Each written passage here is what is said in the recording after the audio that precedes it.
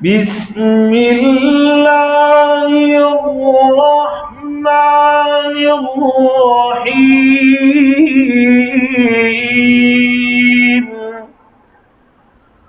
والتين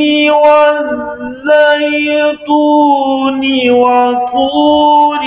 سينين وهذا البلد الأمين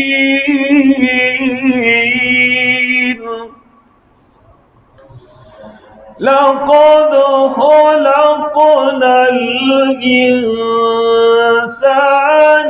في أحسن تقويم ثم رددناه أسفل سافلين إلا الذين آمنوا وعملوا الصالحات فلهم أجر غير ممنون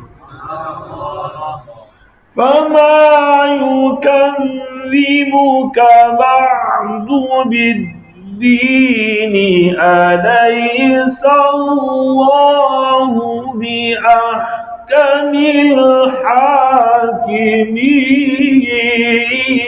الحاكمين صدق الله العظيم.